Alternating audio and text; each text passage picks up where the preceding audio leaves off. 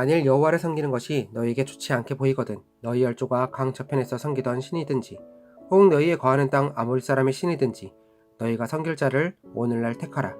오직 나와 내 집은 여호와를 섬기겠노라. 유명한 요리사뿐 아니라 가정에서 요리를 만드시는 분들을 보면 각자만의 특별한 방법으로 맛있는 요리를 만듭니다. 예전에 차를 타고 가다 라디오에서 들은 사연입니다.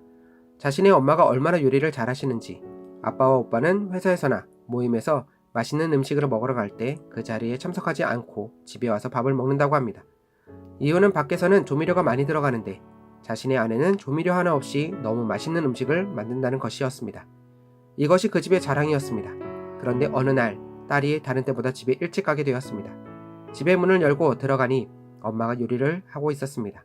기쁜 마음으로 딸은 엄마의 뒤에서 지켜보는데 냉장고에서 페트병을 꺼내 요리에 듬뿍 넣는 것을 보았습니다. 딸은 엄마에게 그게 뭐냐고 질문하니 엄마는 당황해하며 딸에게 이렇게 말했습니다. 시집갈 때 알려줄 요리 비법인데 들켰네 하는 것이었습니다. 그것은 다름 아닌 조미료를 물에 타놓은 것이었습니다.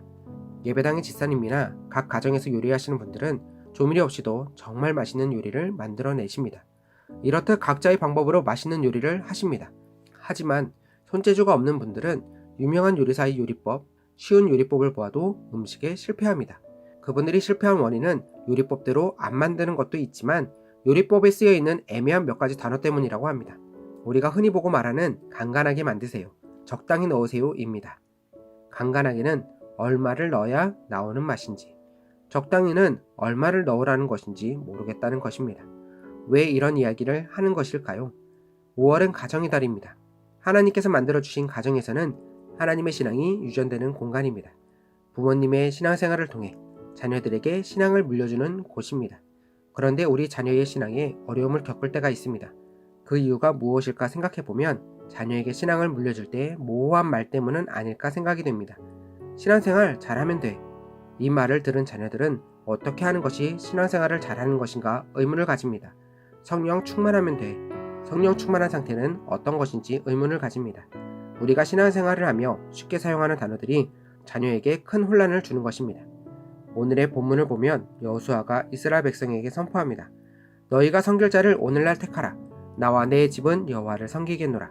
여호수아서 성경을 통해서 알 수 있듯이 여호수아는 하나님이 무엇을 원하시는지, 어떻게 섬겨야 하는지를 정확하게 알고 있는 인물입니다. 그리고 자신의 가정에서도 하나님이 어떤 분이심을 정확하게 알려준 듯합니다. 나와 내 집은 하나님만을 섬기겠다라는 고백은 여호수아의 고백뿐 아니라 그 가정의 고백인 것입니다. 5월달 가정의 달을 맞아 우리 가정을 돌아보았으면 합니다. 우리의 신앙이 유전되고 있는 우리 자녀는 내가 믿는 하나님을 동일하게 믿고 있는지, 어떤 상황에서도 하나님만 섬기는 영혼으로 성장하고 있는지 돌아볼 필요가 있을 듯합니다. 부모님의 이런 사랑이 지속되면 세상으로 돌아간 자녀도 다시 하나님만 섬기는 귀한 영혼으로 성장할 것입니다. 기도하겠습니다. 하나님 아버지, 우리에게 하나님을 믿는 믿음을 주시니 감사합니다. 우리에게 주신 믿음을 우리 자녀에게도 물려주고자 합니다.